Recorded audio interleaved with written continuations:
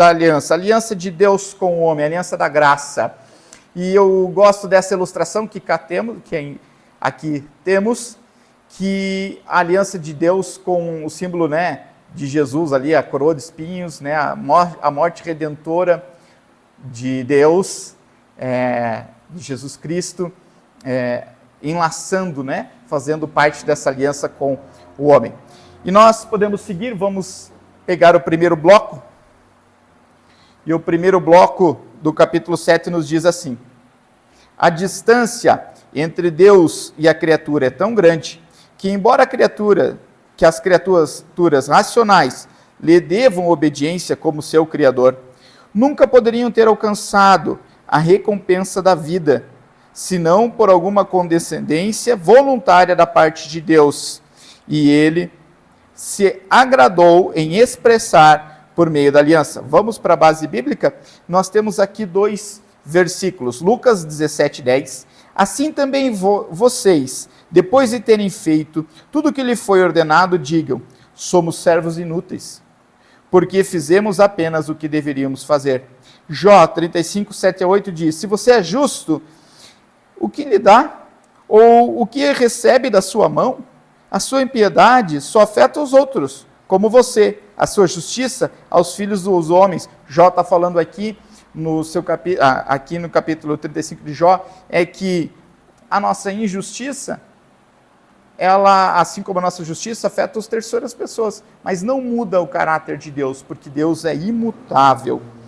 Podendo voltar ao slide que tem o bloco, e nós vamos falar, esse bloco nos destaca a justiça e os atos humanos. E que tanto a justiça e os atos humanos, a justiça humana e os atos humanos, eles são insuficientes para agregar algo à glória divina. Como assim? Quer dizer que se eu faço bem e se eu faço mal, Deus se agrada, Deus ele se entristece? Na sua essência, não. Deus não muda, porque Deus ele é perfeito, justo e bom. Se Deus mudasse por meio de nossos atos, ele não seria Deus Todo-Poderoso, porque se ele muda ou para melhor ou para pior.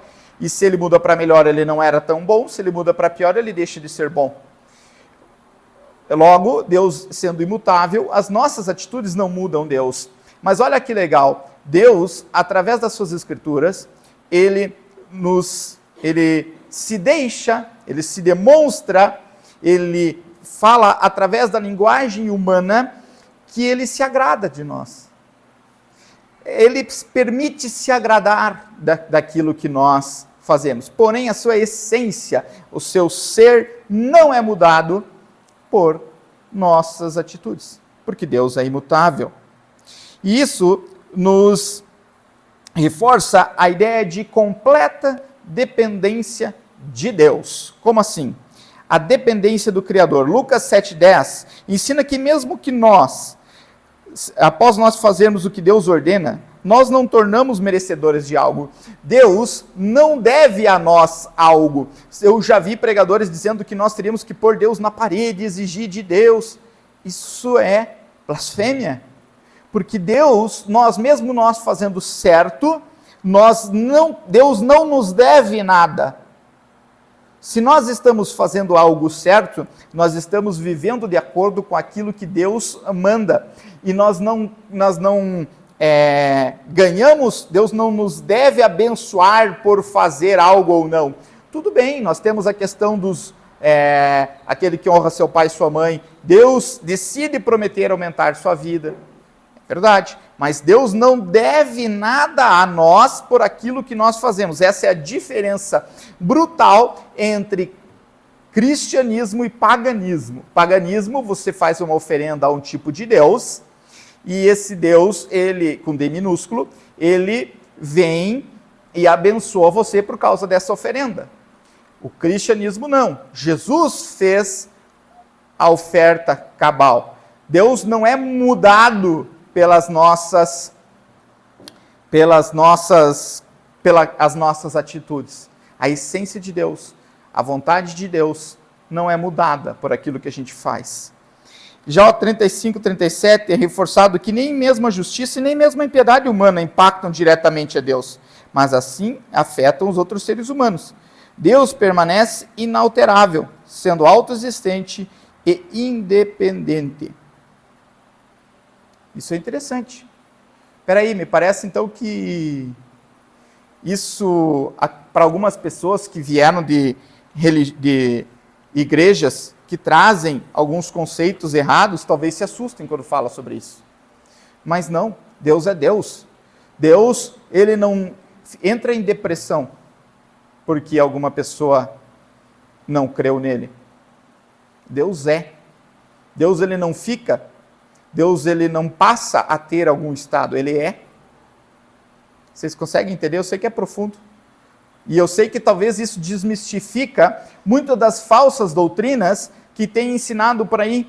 Quais? Principalmente uma doutrina chamada semipelagianismo ou armenianismo, na qual o homem coopera para a sua salvação. Não, o homem não coopera para a sua salvação, Deus o salvou. Puxa, mas espera aí, isso é contrário, então o que significa que se eu for bonzinho ou se eu não for bonzinho, né, entre aspas, isso não interfere na minha vida? Bom, interfere na sua vida, interfere na vida de terceiros, mas não interfere na essência de Deus. Não, Deus não deixa de ser Deus porque alguém praticou o mal. Lembrando que o mal na terra é consequência do pecado, a gente já havia estudado isso antes. Ok? Tá, mas eu não estou aqui para discutir a questão do mal, a gente já falou sobre isso, mas a gente vai falar, eu estou aqui para falar sobre a condição do homem. A condição do homem é tal que existe uma impossibilidade de nós sermos recompensados por mérito. Por quê? Porque o pecado habita no ser humano ao ponto de ele não poder ter acesso a Deus. E Deus, sendo, como eu disse, imutável, ele não é abalável pelas atitudes do ser humano. Os textos revelam que não há mérito intrínseco nos atos humanos que possa mover Deus a recompensar-nos com a vida eterna. Assim, a aliança se torna um ato de graça e não ato de dívida. Bom, nós vamos falar sobre o que é a aliança, mas pensa, aliança é Deus buscando a humanidade, é Deus decidindo de livre, própria, espontânea, vontade, buscar o ser humano. Isso em tese é aliança, mas a nossa moral, a nossa ética, não faz com que nós nos tornemos merecedores dessa aliança. O fato de Deus ter feito essa aliança conosco, nós vamos ver o que é essa aliança, é um ato de graça de Deus. Graça é favor imerecido. Deus fez isso porque Ele nos ama e não porque nós merecemos isso. Compreendem? Então, irmãos, já podemos refletir por aqui. A aliança de Deus é um ato de graça e não de dívida. Então, irmãos, pense nos momentos de orgulho em que você acreditou que suas realizações, obediências eram suficientes para agradar a Deus.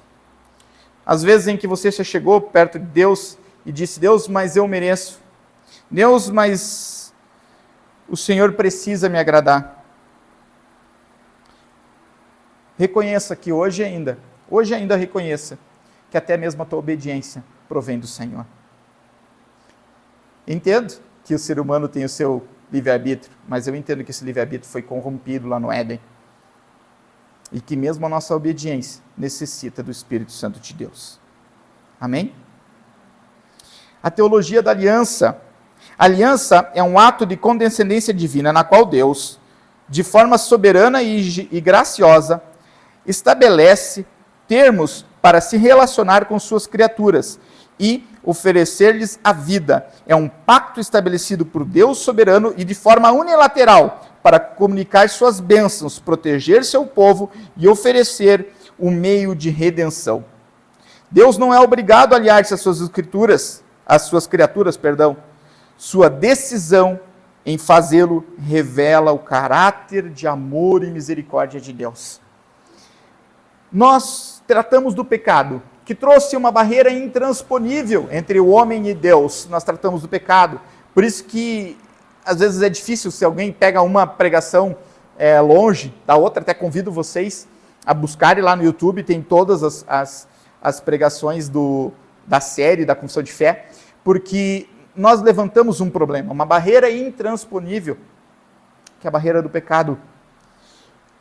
Só que Deus, de maneira bondosa e por iniciativa própria, oferece um caminho para o ser humano. Isso aí tem interessante. Só que essa vontade de Deus revela algo sobre Deus. Já parou para pensar? Que se Deus não quisesse, Deus não salvaria ninguém? E ele seria justo, porque todos pecaram e destituídos estão da glória de Deus? Se Deus resolveu salvar o ser humano, é porque ele é misericordioso, porque ele ama, porque ele... Não é porque ele é injusto, porque ele pagou, ele teve que ter pagamento sobre aquele preço, sobre o pecado. Quem pagou foi o Filho. Então ele não é injusto. Ele foi justo, alguém pagou esse preço. Mas ele decidiu fazer uma aliança com o ser humano. Isso demonstra a sua misericórdia. Misericórdia. A palavra que talvez graça e misericórdia, elas andam juntas. E se você somar ainda graça, amor e misericórdia. Se puderem lembrar disso hoje, graça, amor e misericórdia. Essa é a tríade, vamos dizer assim, que Deus usou. Óbvio, né, se é que podemos fazer isso, aqui já estou especulando, né, para apresentar e fazer a sua aliança conosco. Amém? Vamos ao bloco 2, e o bloco 2 diz assim, isso. Tendo o homem trazido sobre si mesmo a maldição da lei, por sua queda, aprove ao Senhor fazer um pacto de graça, no qual ele oferece livremente aos pecadores a vida e a salvação por meio de Jesus Cristo, exigindo deles a fé no Senhor, fé nele, fé em Cristo, para que sejam salvos, e prometendo dar a todos os que são ordenados para a vida eterna o seu Espírito Santo, para torná-los dispostos e capazes a crer. Amém? Esse segundo bloco da Confissão de Fé, ela trata da introdução do pacto da graça, estabelecido por Deus após a queda do homem. Esse pacto oferece vida e salvação por meio de Jesus Cristo. É isso. Esse é o pacto de Deus com o homem, evidenciando a misericórdia divina, como a gente falou, ao prover o caminho de reconciliação.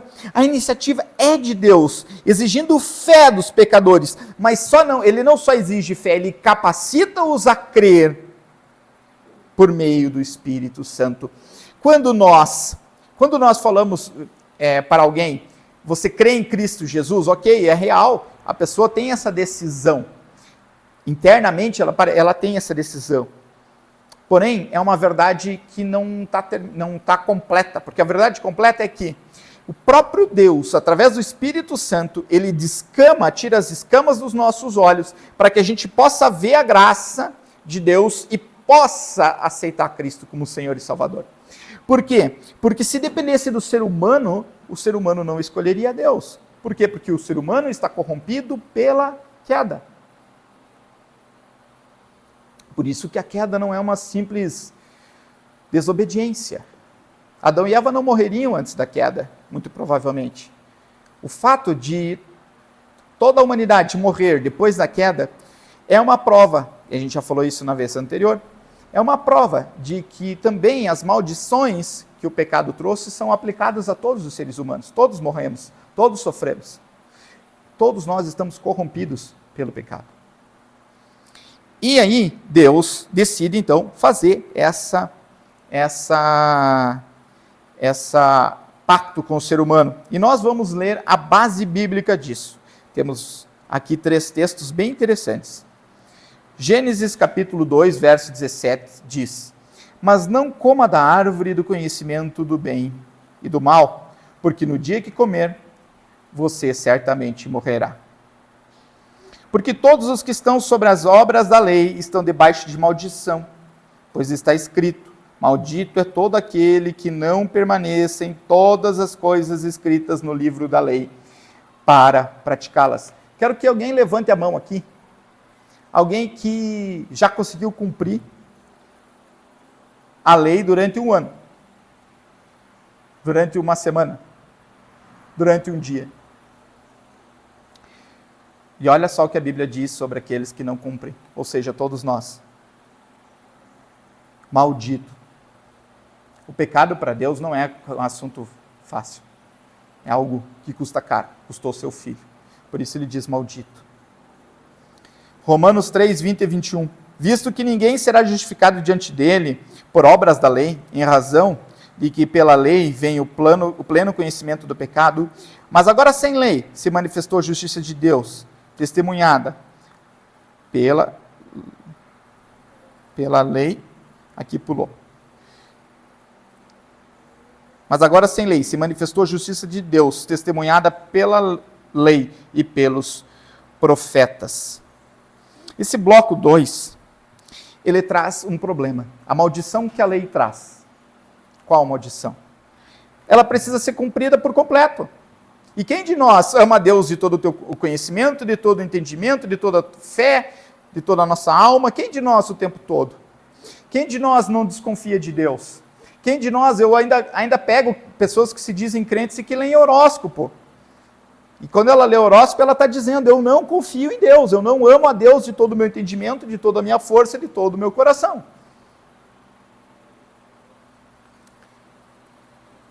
Então, essa é a maldição que a lei traz, essa impossibilidade de cumprir a lei.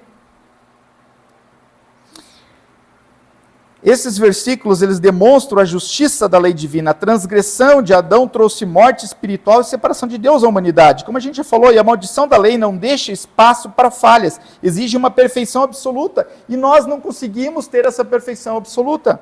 E a queda tornou os seres humanos incapazes de cumprir a lei e sujeitos ao juízo. Por isso que a lei ela não é maldita, tá? A lei ela é bendita. Mas ela traz uma maldição. Qual? Maldito aqueles que não cumprem. Só que quando nós vemos a perfeição da lei de Deus, nós, quanto mais olhamos ela, mais nós entendemos quão profundo foi a ação que o pecado causou em nós. Quão profunda foi a ferida que o pecado produziu em nós. Quão profundo foi o nosso abandono de Deus, quão profundo foi o nosso asco, a nossa rebeldia contra o que Deus fez. E se nós não tivermos ciência disso, para que Deus viria nos salvar, se nós não precisamos da salvação dele? Nós temos que entender o tamanho do que aconteceu. E você já sentiu, já tentou seguir os padrões impossíveis da lei? Já, né? Só que olha o que diz as próximas referências bíblicas que estão em Ezequiel, João e Salmos. Darei a vocês um coração novo. Esse texto de Ezequiel, grife na Bíblia, esse texto de Ezequiel é o texto base hoje para que nós levemos para casa. Darei a vocês um coração novo e porei dentro de vocês um espírito novo. Tirarei de vocês um coração de pedra e lhes darei um coração de carne. Porei dentro de vocês o meu espírito e farei com que andem nos seus estatutos, guardem os meus juízos e observem. João 6, 44, 45. Ninguém pode vir a mim senão o Pai que não me enviou. Se o Pai não me enviou, se o Pai que me enviou não me trouxer, e eu o ressuscitarei no último dia. Está escrito nos profetas, e serão todos ensinados por Deus. Portanto, todo aquele que ouviu e aprendeu do Pai, vem a mim. Salmos 10, 3. O seu povo se apresentará voluntariamente no dia em que você manifestar o seu poder, trajando vestes santas, desde o romper da alvorada, e os seus jovens virão com o orvalho. Nós levantamos um problema. O problema é que a lei nos condena, mas a solução está no pacto da graça de Deus. Mas agora sem lei se manifestou a justiça de Deus. Ou Ezequiel, darei a vocês um coração novo.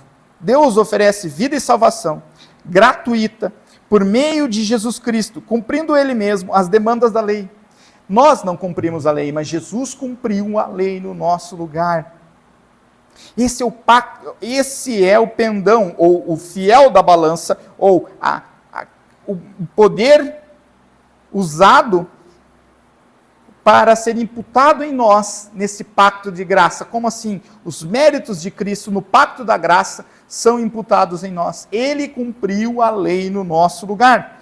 Deus oferece salvação gratuitamente por meio de Jesus Cristo, cumprindo Ele mesmo as demandas da lei. No pacto da graça, a justificação não é alcançada mais por obras, porque todas as obras já foram feitas, Jesus já cumpriu a lei, mas pela fé. Mas a fé que Deus possibilita o homem a exercer.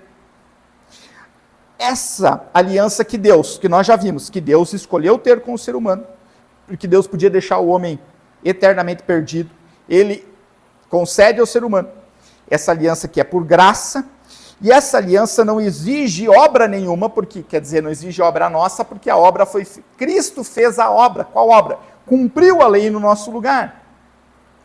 E ela não é essa graça não é alcançada por mérito humano, e sim pela fé. A justiça vem pela fé. Romanos 3, 20 e 21, que a gente viu, destaca que a justiça de Deus agora é manifesta sem a necessidade das obras da lei, sendo testemunhadas pela Escritura. É um ato de graça, não é um mérito humano. Só que olha que interessante, mas Deus, Ele muda o coração do ser humano, aquele coração que era de pedra, aquele coração que era ruim, que era inclinado ao pecado, que era um coração apodrecido, anêmico, trôpego, fraco, por um coração novo. E Ezequiel 36, 26 e 27 nos diz, Ele transforma o coração, tornando agora o ser humano capaz de crer em Cristo, receber esses méritos de Cristo, e agora sim, obedecer à lei. Tudo bem, nós não obedecemos a lei por completo, é impossível ao ser humano, mas Deus nos dá a capacidade para que dia após dia a gente fique mais parecido com Ele, né? Isso chama-se santificação, sem a qual ninguém verá a Deus também, né? A santificação é a prova da fé, né? E aí o que eu quero dizer para vocês, aquele ser humano que estava inclinado para o pecado, por graça de Deus, tem o coração transformado para que ele possa crer. Crer no quê? Crer na aliança, no sacrifício que Deus mesmo planejou e que Deus mesmo executou em Cristo e que Deus mesmo outorgou em nós, outorga, nos colocou sobre nós, quando nós cremos. Só que Deus é quem colocou o crer no ser humano, porque a fé vem de ouvir, e ouvir a palavra de Deus. Deus nos dá a fé.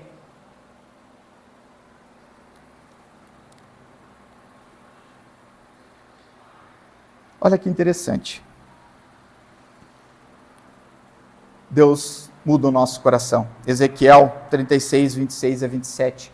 E se você está tendo dificuldade com relação ao pecado, primeiro, você não está sozinho. Todos os irmãos estão junto com você. Também passam por dificuldades, cada um numa área, um na comida, outro na bebida, um no olho, um na boca, um no nariz. Cada lugar do nosso corpo. Só que Deus promete um Espírito Santo para todo aquele que nele, para que nós peçamos que o Espírito Santo nos enche, para que nós vençamos o pecado. Então, se hoje você está lutando contra o pecado, vá para casa, quando chegar, peça a sabedoria do alto, peça para ser cheio do Espírito Santo, porque o Espírito Santo de Deus vai te capacitar a não mais cair. Mas lembre que mesmo que você cair, não é isso que vai fazer de você um filho ou não. O que faz de você um filho é crer. Crer em quê? no sacrifício que Jesus fez por nós, porque ele sim cumpriu a lei de maneira perfeita. Isso, pessoal, então faz com que eu possa viver uma vida de licenciosidade? Não, óbvio que não. Óbvio que não.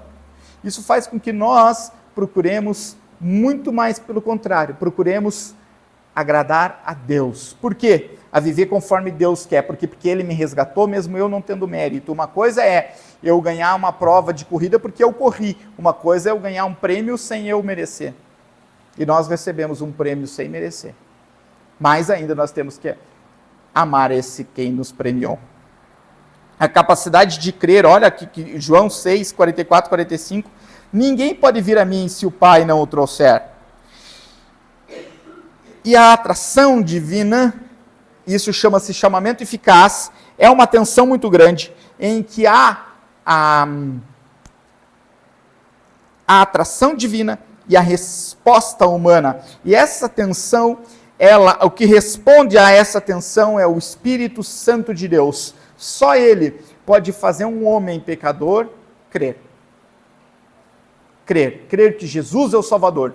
Se você não entregou a sua vida a Jesus, entregue ainda hoje, porque amanhã a gente não pode garantir que nós estaremos vivos. Entregue sua vida a Cristo, porque só existe vida real e abundante em Cristo Jesus. Só há salvação em Cristo Jesus. E essa tensão do chamamento de Deus e a resposta do homem, ela é desfeita pelo Espírito Santo de Deus, que nos desvenda e que nos mostra quem Deus é. E se você talvez não consiga enxergar Deus, hoje volte para casa, ou ore aqui mesmo. Espírito Santo de Deus, me ajuda a conhecer o Senhor. E você vai ver o que Ele é capaz de fazer. E aí nós entramos no último bloco, e o bloco um pouco mais denso, que nos diz: essa aliança é revelada no Evangelho primeiramente a Adão, na promessa da salvação pela descendência da mulher. E depois, por etapas sucessivas, até que a sua plena revelação foi completada no Novo Testamento. É fundamentada na transação pactual eterna entre o Pai e o Filho para a redenção dos eleitos. É somente pela graça dessa aliança que os salvos obtiveram a vida e bem-aventurada imortalidade. O homem é agora totalmente incapaz de ser aceito por Deus nos termos de Adão, no estado de inocência. O homem incapaz, quem foi agraciado? O homem, aquele que era totalmente incapaz de ser aceito por Deus, nos termos de Adão, no estado de inocência, porque ele não era mais inocente. Então, o que esse bloco nos traz? Uma questão bem interessante. Ele nos traz o pacto da graça, e o pacto da graça nos é ensinado em todas as Escrituras. O pacto da graça pode ser resumido no Evangelho de Jesus Cristo.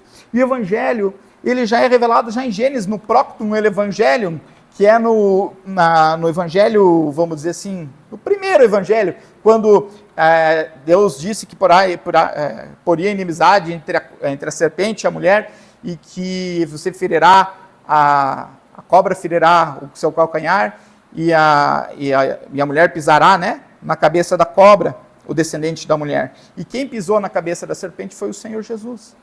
Ele que destruiu Satanás, o poder da treva e o poder do pecado. Vamos ler Gênesis 3,15, e as bases bíblicas desse primeiro bloco. Nos diz assim: porém, inimizade entre você e a mulher, entre a sua descendência e o descendente dela. Esse lhe ferirá a cabeça, e você lhe ferirá o calcanhar. Hebreus 1:1. Havendo Deus antigamente falado muitas vezes por muitas maneiras aos pais pelos profetas. 2 Timóteo 1:9. Que nos salvou e nos chamou com santa vocação, não segundo as nossas obras, mas conforme a sua própria determinação e graça, que nos foi dada em Cristo Jesus antes dos tempos eternos. Tito 1:2. Na esperança da vida eterna, que o Deus que não pode mentir prometeu, antes dos tempos eternos. Eu vou parar aqui, daí eu vou para as outras, quando eu progredir aqui. A promessa de Gênesis, capítulo 3, verso 15, como eu parafraseei e depois li, ele aponta para Cristo. A revelação do Evangelho e ou seja, da aliança da graça, do pacto da graça, ela ocorre em todas as Escrituras.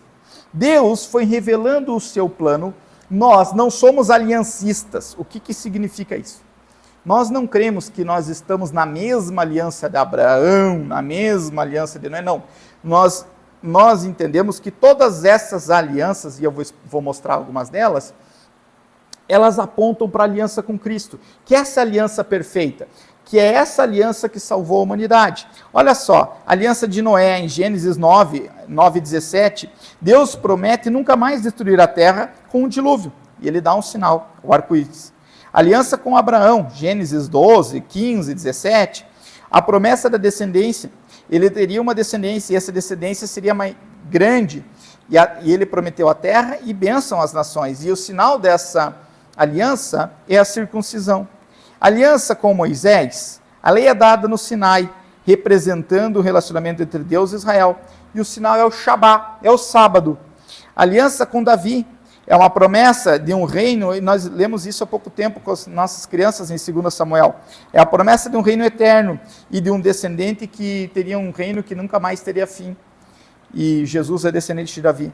E a nova aliança prometida, em Jeremias 31, 31 a 34, a promessa de uma aliança baseada no perdão dos pecados e na transformação do coração. Então a aliança que nós estamos falando, ela começa desde Gênesis e vai até Apocalipse. Óbvio, se cumpre, né, Apocalipse como as últimas coisas, mas ela começa a ser explanada para nós desde o início da Bíblia, que haveria alguém que acabaria com o pecado, com a morte e com o juízo, e que Deus fez isso no seu Filho. Todas essas alianças que Deus fez, elas apontam para a aliança perfeita em Jesus Cristo. E essa fundação desse pacto de graça, irmãos, eu quero que vocês entendam o seguinte, Deus não tinha plano B. Deus não tem plano B. Deus, desde antes da fundação do mundo, já tinha programado a morte redentora de Jesus. É o que o texto nos diz, nos salvou conforme a sua própria determinação, e falou várias vezes aqui, desde tempos eternos, Jesus já estava para morrer por nós, pelos nossos pecados, desde a eternidade. E o que isso tem a ver comigo hoje? Significa o quê? Que não foi uma reação à queda do homem. Deus não salvou o homem porque, agora eu tenho que emendar a história, porque ele caiu, eu salvei. Não, Deus já tinha decidido de maneira eternal, de maneira cabal, mandar o seu Filho para resgate do ser humano antes da fundação do mundo, porque isso é por amor. Vocês entendem a profundidade disso? Porque se fosse apenas uma reação de Deus à queda, é como se Deus agora tivesse que reparar um erro que ele cometeu, mas não, Deus, na sua soberana vontade, ele antes da criação do mundo, ele já tinha desenhado o pacto de graça. Por quê? Porque ele nos ama. Vocês entendem? É muito mais profundo, porque não foi uma reação à queda, mas uma decisão eterna de Deus, fundamentada na transação pactual entre o Pai e o Filho, antes da criação do mundo. Essa graça é soberana, imutável, totalmente independente de méritos humanos. Essa graça é soberana, é imutável e totalmente independente de méritos humanos. Olha lá. Se Deus, ele fundamenta a aliança, ele criou essa aliança. Se Deus, ele fez essa aliança, no sentido, antes da fundação do mundo, ele exerceu essa aliança vindo e morrendo por nós. Ele ressuscitou no terceiro dia. Seria ele incapaz de não cumprir essa aliança? Vou dar um exemplo para vocês, o exemplo das Escrituras, porque é impossível que Deus minta. A gente vai chegar ali no último bloco, mas antes eu quero lembrar de algumas frases, e quem conhece as Escrituras sabe do que eu estou falando. Senhor, mas eu já sou velho. Senhor, mas já cheira mal. Mas como, Senhor, se eu sou virgem? já sou velho, Abraão. Como, Senhor? Como a promessa do Senhor, Ezequiel, o pai de João Batista, que também já era velho. Como, se eu já sou velho? Deus, quando prometeu no Velho Testamento, Zacarias, né? Zacarias, e para Abraão, vocês terão um filho. Mas como, Senhor, se eu já sou velho? Quando Jesus chega, entre aspas, atrasado, no velório do seu amigo, já havia 3 dias que ele estava enterrado, Jesus diz, abram a porta do sepulcro. E qual foi a resposta? Senhor, mas já cheira mal. E o que aconteceu com Lázaro?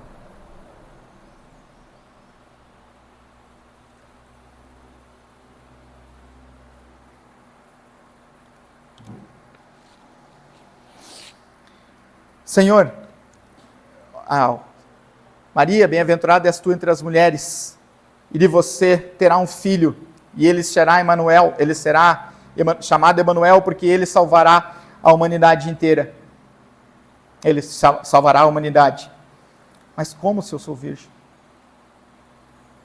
Por acaso, aquele que fez de Abraão uma grande nação, aquele que deu filho a Zacarias, aquele que ressuscitou Lázaro, aquele que deu filho a Maria, virgem, não é capaz de cumprir a sua aliança? Cuidado, porque Satanás está do lado do teu ouvido dizendo, já cheira mal. Sou velho, sou incapaz. Para mim, são muito fortes essas palavras. Não posso esconder que me emociono quando falo sobre elas, porque talvez eu, olhando para mim mesmo, conhecendo quem eu era, quem eu sou, talvez já cheirasse mal. Mas o Senhor fez a obra. Vamos para o último bloco de Hebreus, as últimas referências bíblicas em Hebreus 11, 6 e 13, né?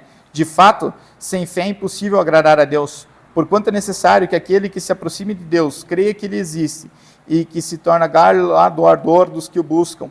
Todos estes morreram na fé, sem ter obtido promessas, vendo-as, porém, de longe, e saudando-as, confessando-os que eram estrangeiros e peregrinos sobre essa terra.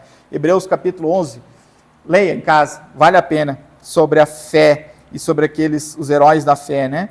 Que diremos, pois, Romanos 1, 2, que diremos, pois, ter alcançado Abraão, nosso pai, segundo a carne, porque se Abraão foi justificado por obras, tem de que se gloriar, porém não diante de Deus. Né? Em Hebreus vai falar que Abraão é salvo pela fé. Atos 4,12, e não há salvação em nenhum outro, porque embaixo do céu não existe nenhum outro nome, dado entre os homens, pelo qual importa que sejamos salvos. João 8,56, Abraão, pai de vocês, alegrou-se por ver o meu dia, Jesus falando, Abraão, pai de vocês, alegrou-se por ver o meu dia, viu e regozijou-se. As pessoas com falta de fé dizem, ele nem tem 50 anos e disse que viu Abraão, mas o que Jesus estava dizendo é que Abraão esperava que o Messias viria, e ele sabia que o Messias viria, e Abraão creu no Messias que vinha, e nós hoje cremos no Messias que veio e nos salvou, e Abraão se alegrou, né, se pudesse assim dizer, mas como por ver a obra redentora de Cristo Jesus. Desde o Antigo Testamento, os eleitos viveram pela fé na promessa de Deus, conforme Hebreus, a gente falou ali 11, mesmo sem verem a plenitude do Evangelho, como Abraão, creram nas promessas e foram justificados pela fé, não por obras, conforme Romanos 4, 1 a 2, que a gente falou ali. A fé como base do relacionamento com Deus. A justificação pela fé foi a forma como os crentes do Antigo Testamento se relacionaram com Deus, aguardando a vinda do Messias. Eles creram no Messias que viriam. Mas Hebreus 11, 13 fala sobre vivermos como peregrinos, descreve uma perspectiva celestial dos eleitos, vivendo como peregrinos, confiando nas promessas de Deus. E tendo então esse pacto que a gente viu, que ele foi feito desde a fundação do mundo, ele foi apresentado desde o Velho Testamento, e ele foi cumprido em Cristo, e a gente vai falar mais sobre isso no próximo capítulo, que é o capítulo 8, ele vivendo com essa ideia, nós somos peregrinos nessa terra. Cristo é o cumprimento final, Atos 4,12, e não há salvação em nenhum outro, ou João 8,56, Abraão regozijou-se por ver o meu dia, Jesus dizendo. O pacto da graça encontra seu cumprimento final em Cristo, o único mediador e salvador. Atos 4,12 destaca que a salvação é exclusivamente por meio de Jesus. Abraão, que viveu pela fé, regozijou-se ao antecipar a vinda do Messias, conforme João 8,56. Cristo, o mediador desse pacto. Somente Cristo cumpre a obra de redenção planejada na eternidade, garantindo a salvação dos eleitos. E isso traz a centralidade de Cristo. Você consegue entender uma coisa, meu irmão? Que a Bíblia, ela não se trata de você, ela se trata de Cristo. Ela se trata do amor de Deus para com o seu Filho, outorgado nos eleitos na sua igreja. Nós não podemos ler a Bíblia como se nós fôssemos o centro da história. Cristo é o centro das Escrituras, é sobre ele que a Bíblia fala, porque quando nós olhamos a história de Abraão indo sacrificar seu filho, nós não podemos achar que nós éramos o bonzinho da história, nós talvez teríamos sacrificado o filho, ou quando nós vemos Davi, como nós vemos Davi jogando com o seu bodoque as pedras no gigante filisteu, nós não somos Davi, nós somos o gigante filisteu, que blasfemamos contra Deus e que merecia a morte, assim como aquele gigante filisteu teve através da mão de Davi. Só que através dos descendentes de Davi, nós, eleitos de Deus, fomos salvos em Cristo Jesus, mediante a fé. Por esse mesmo Davi, que outrora jogou uma pedra sendo mão de justiça de Deus, os seus descendentes, aí nós lembramos Jesus Cristo, como descendente de Davi, fundou um reinado, um reino cujo reinado não terá fim. A Bíblia, ela é sobre Deus e o seu relacionamento com o seu Filho e, por conseguinte, seu povo, e não sobre nós. Se nós olharmos como se nós fôssemos o centro da história, nós estamos muito enganados. Isso é o pensamento humanista. O pensamento humanista nada mais é do que pegar Deus do centro da história, tirar e colocar o ser humano. Uma das pessoas mais usadas por Satanás, chamado Nietzsche, disse que existia um tal de super-homem. Um homem capaz de ter todas as virtudes. É impossível. A lembrar que esse super-homem Nietzsche morreu em um sanatório para loucos, e a irmã vendia ingressos para que fosse visitá-lo, né? Para que as pessoas fossem visitá-lo, né? Os seus alunos e tal. Ela vendia os ingressos, que era os horários da visita, que ela podia visitar, ela vendia os ingressos lá fora. Assim morreu Nietzsche. Mas o nosso Senhor também foi humilhado, foi morto. Sim, mas nosso Senhor ressuscitou, mostrando que o reino dele não era desse mundo e que ele venceu a morte. Mas o que eu quero dizer é, o pacto de aliança de Deus tem o centro em Cristo. E ele, por amor de nós, decide outorgar as obras dele, de Cristo em nós. Para quem não sabe o que é uma outorga, ou nunca ouviu falar, quando alguém forma, né, lá no 3º grau, aí o reitor da universidade, enfim, coloca lá um chapeuzinho em cima da cabeça daquela pessoa e outorga o grau de não sei o quê, você, a partir de agora, né, eu outorgo o grau de letras, o grau de medicina, o grau de direito, enfim, aquela pessoa passa a ser alguém formado sobre aquela situação. Então, no caso da outorga ainda da faculdade, nós temos mérito. Mas nessa outorga, Deus apenas põe sobre nós. Óbvio, nós respondemos mediante a fé em Cristo Jesus. E terminando, qual é a aplicação de tudo isso? Porque parece muito teórico. Mas o que eu quero com isso é tirar a centralidade que nós, quando lemos a Bíblia, quando lemos os pactos de Deus com o homem, quando nós lemos as Escrituras, quando a gente vê Jesus morrendo na cruz, a gente tem a impressão de que tudo gira em torno de nós e que nós, talvez alguns até pensem, parece que fui eu que morri lá naquela cruz. Não, meus irmãos, nós merecemos o cálice da ira de Deus. Quem morreu lá naquela cruz não tinha pecado. E tirar a centralidade do homem, colocar a centralidade em Cristo, nos traz uma coisa: segurança. Como assim? Porque se eu pegar a chave, eu peguei esses dias, eu emprestei a chave de casa para um dos meus filhos, e ele perdeu. Eu sabia que ele podia perder. Ele perdeu, depois achamos, beleza. Mas você imagina entregar a salvação da tua alma na mão de alguém que possa perder, e esse alguém pode ser você pode perder, poderia, se dependesse de você, perderia a chave da salvação da tua alma, mas essa chave não está na tua mão, essa chave está em Cristo Jesus. Então isso nos dá segurança de que seremos salvos. Aqueles que foram salvos, são salvos para sempre. André, mas e se desviar? De duas uma, ou ele vai voltar porque é salvo, ou não vai voltar porque ele nunca foi salvo. Porque não tem como viver longe da mesa de Deus. Aquele que comeu com o Senhor não tem como viver comendo lavagem. Pode ter um tempo de dificuldade, pode, mas não vai morrer comendo lavagem. Porque a mesa do Senhor é farta, a mesa do Senhor é bondosa, a mesa do Senhor é maravilhosa. E se a centralidade está em Deus, Ele criou e planejou a aliança. Quando? Antes da fundação do mundo. Ele promete, durante a história, através dos profetas. Ele revela de maneira progressiva. A gente viu em Noé, Abraão, Moisés, Davi. Ele age porque ele vem, ele se fez carne, morreu entre nós, ressuscitou no terceiro dia.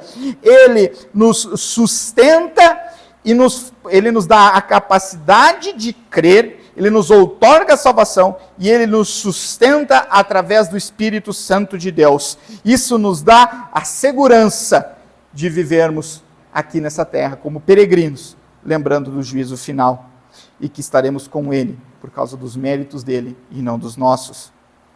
Se você está lutando contra a insegurança, saiba que Cristo já fez tudo o que precisa. Hoje, ao orar, abandone a necessidade de fazer mais, para agradar a Deus na salvação. Óbvio que temos que fazer mais na santificação, mas para isso, lembre que o Espírito Santo de Deus nos auxilia. Peça para ser cheio do Espírito Santo, para que Ele capacite você a viver uma vida em adoração ao nosso Senhor Jesus. Quer comais, quer bebais, quer façais qualquer coisa, fazer tudo para a glória de Deus. Senhor Deus, nós te agradecemos por esse momento, Senhor, nós agradecemos porque Tu és santo, santo, santo, justo e bom. O Senhor mesmo, Deus, permitiu de maneira soberana, de uma forma que nós não entendemos, que o homem caísse e ficasse numa barreira intransponível entre o Senhor e nós. O Senhor mesmo, Deus, antes da fundação do mundo já tinha proclamado, já tinha desenhado, já tinha arquitetado o plano de redenção do ser humano.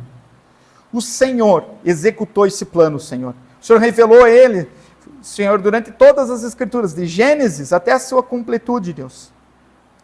Pai, o Senhor outorgou, Deus, o Senhor nos deu fé para crer, Deus, no Teu Filho. Assim o Senhor nos outorgou a Tua salvação. O Senhor nos deu o Espírito Santo, além de nos fazer crer, Deus, para nos sustentar na vida com o Senhor.